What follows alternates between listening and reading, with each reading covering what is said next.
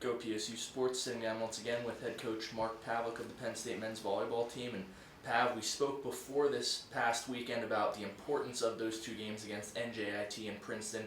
Go out and win both of them on your home court. How good was that for the team to get both of those wins, create a little separation at the top of the standings? Certainly the results that were measurable, that's the biggest one. We've created some room for ourselves.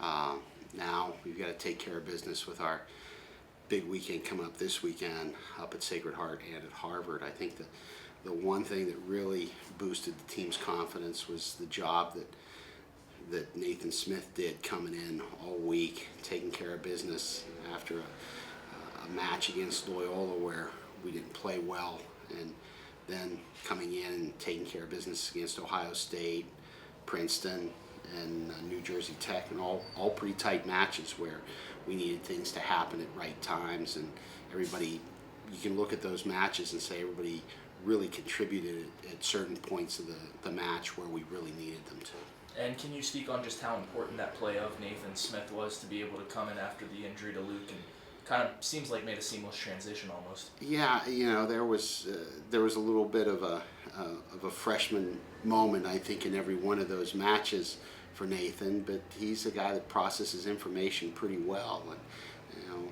what we've needed from him was just put up hittable sets and certainly give the hitters a chance to do something with the ball.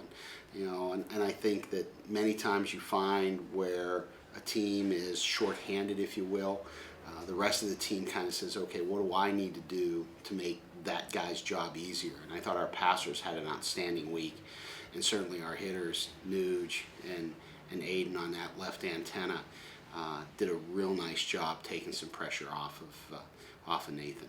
And I know in the standings the match against Ohio State didn't mean anything, but do you think that had any factor in the way your team played over the weekend, the victory against them? I'm sure there was a carryover of confidence, kind of like, this is something that we can do. The belief in ourselves became stronger as the week went along.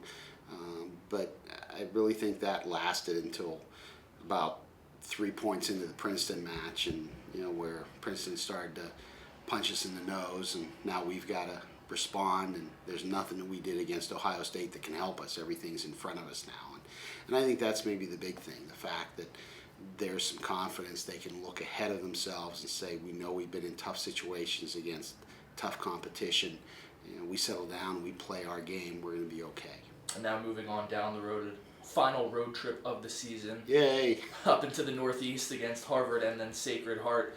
Especially against that match in Harvard, they're the team now right behind you in the EIVA standings. How important is it to go out on the road and get a couple victories? Well, for that and that alone, just when you're talking about standings in the conference, it's important. But both matches, whether it's Harvard Saturday night, Sacred Heart Friday night, there's a likelihood that we could meet them in another 2 weeks. So I think we want to make sure that we're gathering as much information as we can on them. We're playing a game that forces them to play at a high level for a long period of time, and then see if they can do that again in 2 weeks. I think being able to play a team and play hard and play the right way, and everybody doing what they do. Not only you hear about sending messages. Well, I'm a big proponent, and it's the message to yourself that it doesn't depend on who you're playing. It all depends on you. And I think that over the last week, that message is starting to crystallize in our team's mind. Good luck this weekend and bring back 2 wins. And there go the lights. Right on cue. Right on cue. There we go. Max Holt, if you see this, it brings you back to 2006. I'm not serving, you were. Sorry, John Spurrow. Thanks, Pav. See ya.